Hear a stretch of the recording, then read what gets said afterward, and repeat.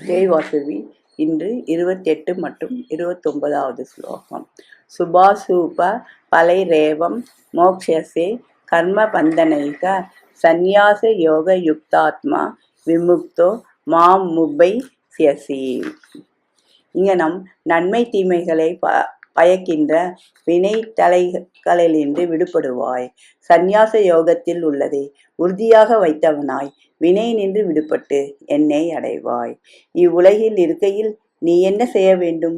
எல்லாவற்றையும் ஈஸ்வரனுக்கு அர்ப்பணம் செய்துவிடு. நீயும் அவனை சரணமடை. அப்பால் உனக்கு துன்பமே இராது. சீக்கிரத்தில் ஈஸ்வர சன்னிதானத்தை அடைவாய். இது ராமகிருஷ்ணர் உபதேசம்.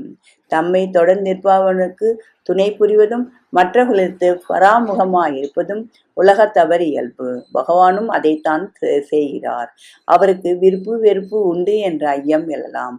அதற்கு விடை வருகிறது. நடு நிற்கும் இறைவன் இறைஞ்சுவர்க்கு எளியன். சமோஸ்கம் சர்வபூதேஷு ந மே துவேஷோ சதி நா பிரியக ஏ பஜந்தி துமாம் பக்தியா மயிதே தேஷு சாப்பியகம். நான் எல்லா உயிர்களிடத்தும் சமமாயிருக்கிறேன். எனக்கு பகைவனும் இல்லை, நண்பனும் இல்லை. ஆனால் என்னை பக்தியோடு பதிக்கிறவர்கள் என்பால் உளர். நானும் அவர்கள் பால் உள்ளேன். எல்லா மனிதர்களிடத்தும் ஈஸ்வரன் இருக்கிறான். ஆனால் ஈஸ்வரனிடத்தில் எல்லா மனிதர்களும் இல்லை. இதுதான் அவர்கள் துன்பப்படுவதற்கு காரணம். இது ராமகிருஷ்ணர் உபதேசம். நன்றி, வணக்கம். இப்படிக்கு லதா ஸ்வரூபம் விருத்தாச்சலம்.